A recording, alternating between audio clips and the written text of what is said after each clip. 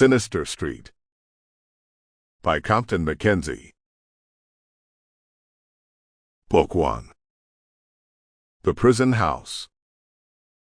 What youth goddess, what guest of gods or mortals? Matthew Arnold.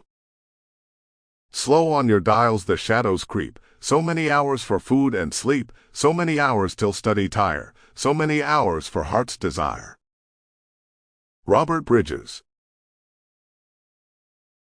1. The New World.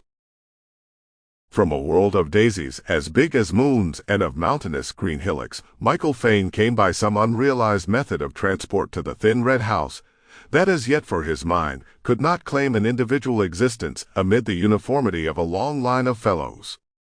His arrival coincided with a confusion of furniture, with the tramp of men backwards and forwards from a cavernous vehicle very dry and dusty. He found himself continually being lifted out of the way of washstands and skeleton chests of drawers.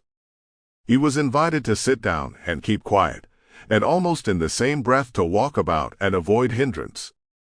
Finally, nurse led him up many resonant stairs to the night nursery, which at present consisted of 2 square cots that with japanned iron bars stood gauntly in a wilderness of oilcloth surrounded by 4 walls patterned with a prolific vegetation.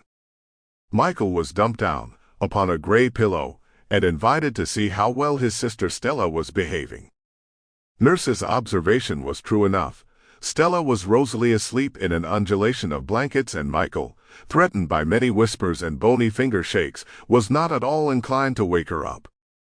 Nurse retired in an aura of importance, and Michael set out to establish an intimacy with the various iron bars of his cage. For a grown-up person, these would certainly have seemed much more alike than even the houses of Carlington Road, West Kensington. For Michael, each bar possessed a personality. Minute scratches unnoticed by the heedless adult world lent variety of expression. Slight irregularities infused certain groups with an air of deliberate consultation. From the 4 corners, royal bars, crowned with brass, dominated their subjects.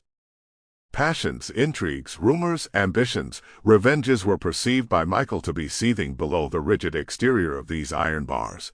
Even military operations were sometimes discernible.